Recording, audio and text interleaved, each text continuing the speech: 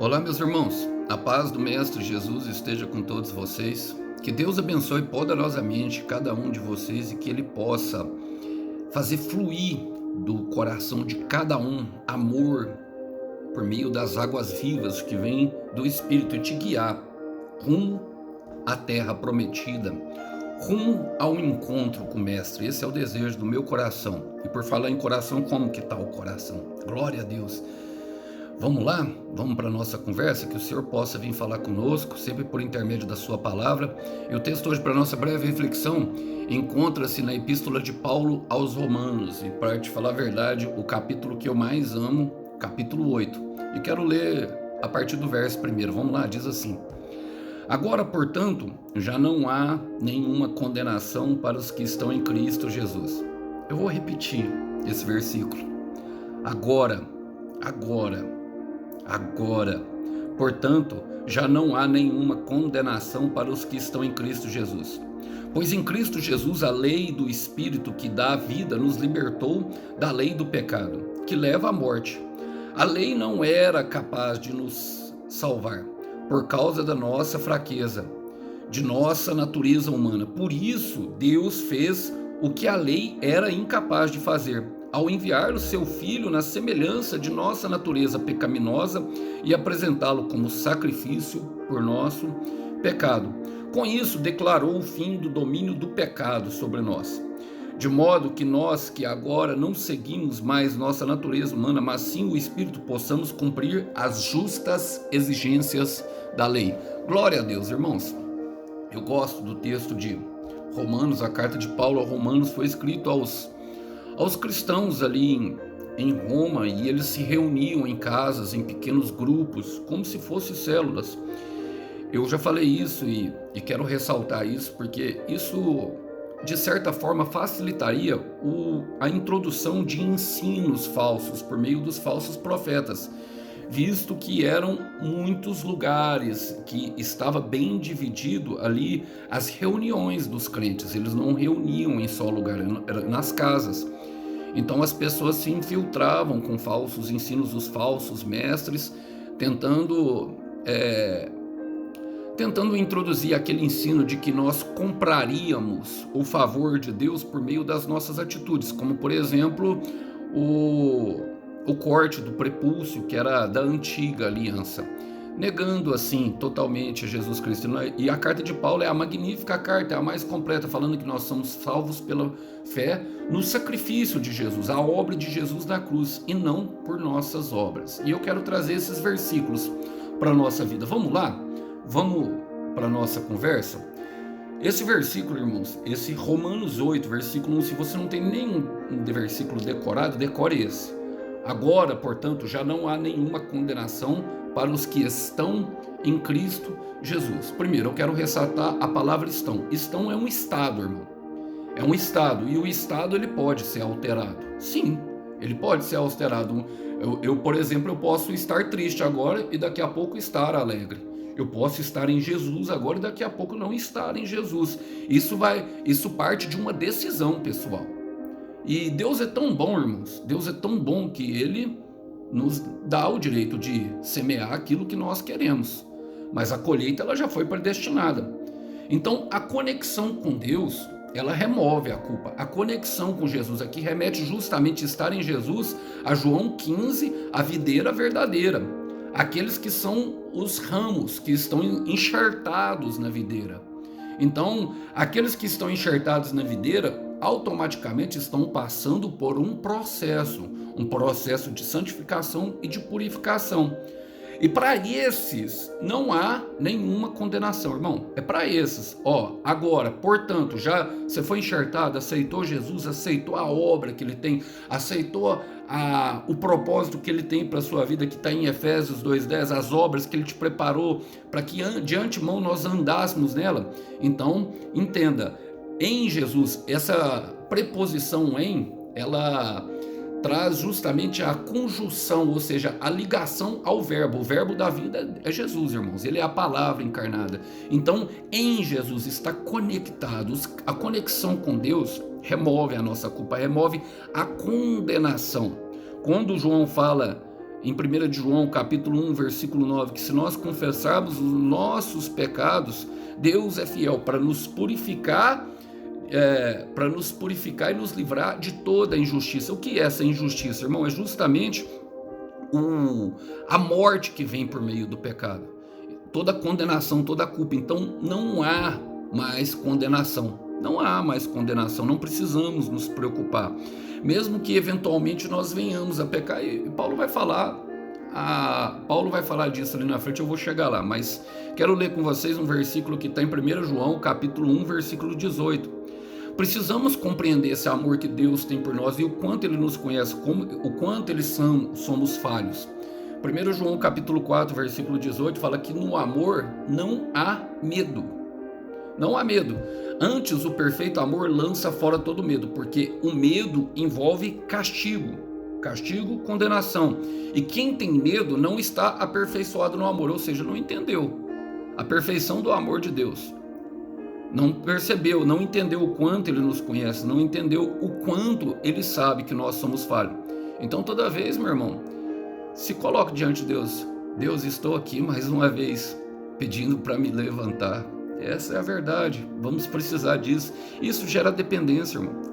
Isso gera amor em nós. Quanto mais nós chegamos perto de Deus, mais nós precisamos nós sabemos que precisamos dessa cruz, que precisamos desse perdão, para que nós não nos sentamos. A culpa paralisa.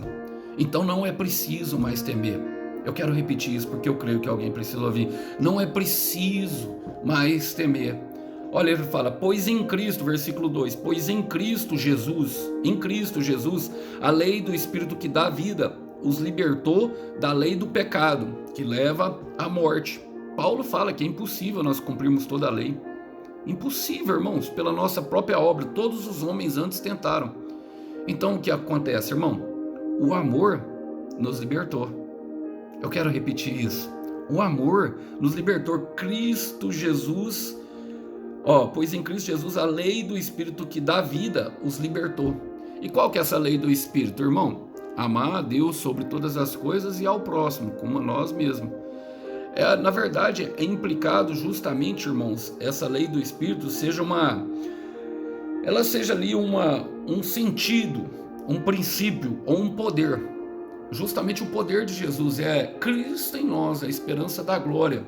É o Espírito Santo que vai trabalhando em todo o nosso interior e nos capacitando a viver como Deus quer, a viver a esse caminho que Ele nos predestinou, a obra de antemão. Então não se preocupe, irmão, por quê? Porque o amor já nos libertou do poder do pecado. O pecado não pode nos escravizar desde que nós tenhamos a renovação na nossa mente. Ou seja, entender isso, irmão, aceitar a graça, aceitar o favor de Deus, aceitar a cruz dele. Eu sempre falo, e é uma verdade, sem a cruz a igreja enfraquece, porque o amor nos libertou. João 3,16.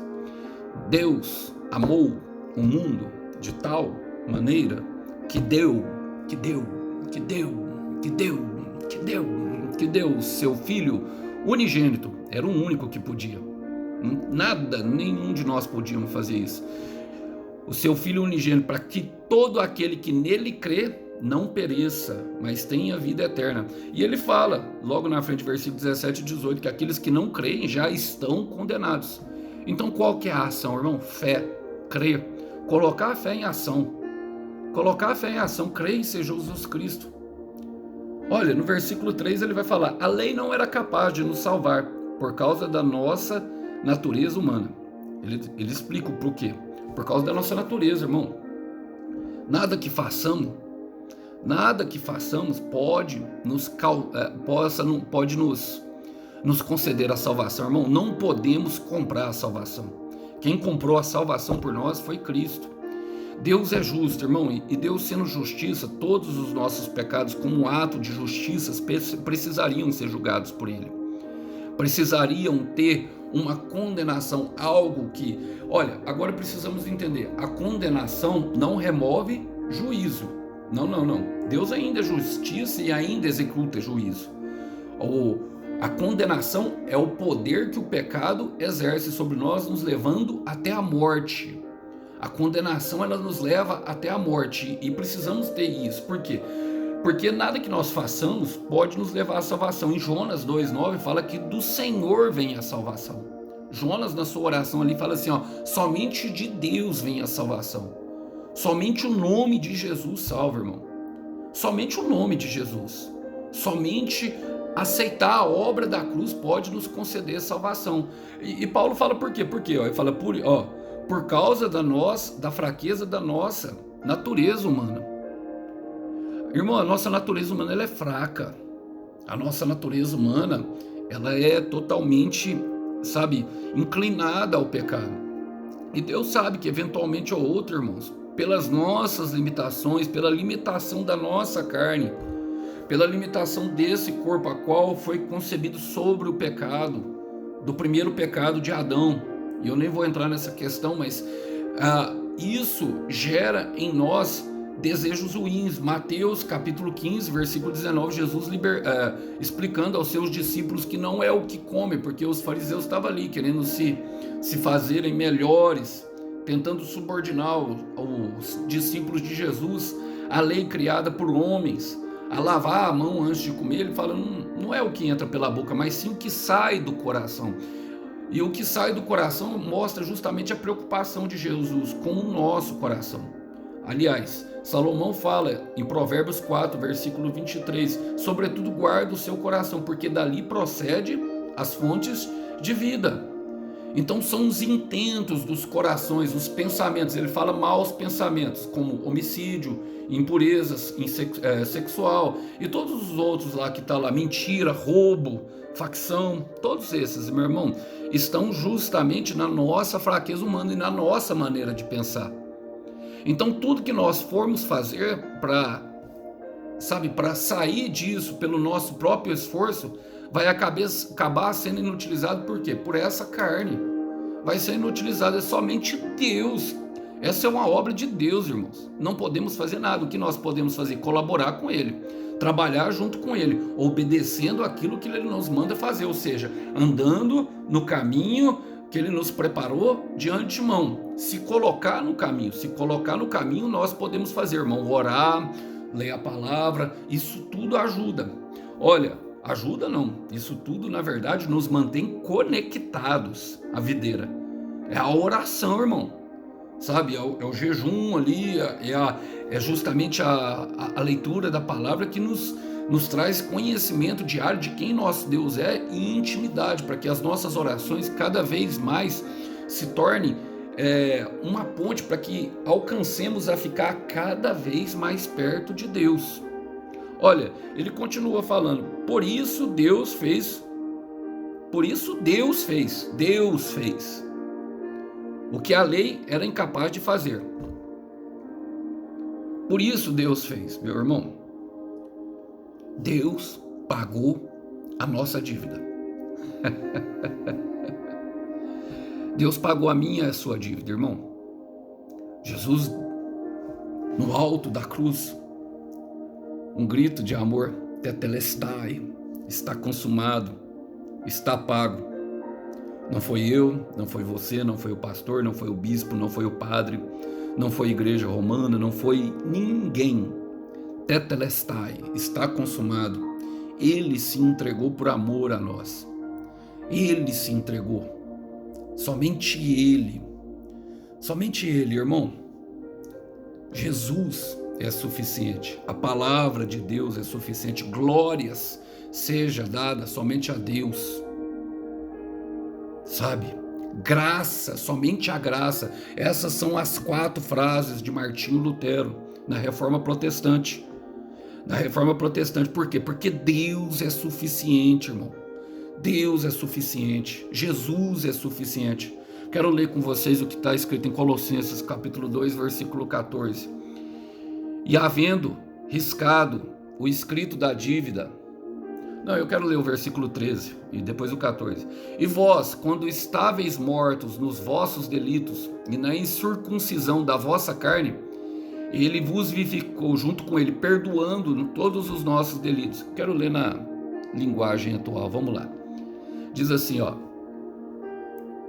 antigamente vocês estavam espiritualmente mortos por causa dos seus pecados e porque eram não judeus e não tinham a lei, mas agora Deus os ressuscitou junto com Cristo.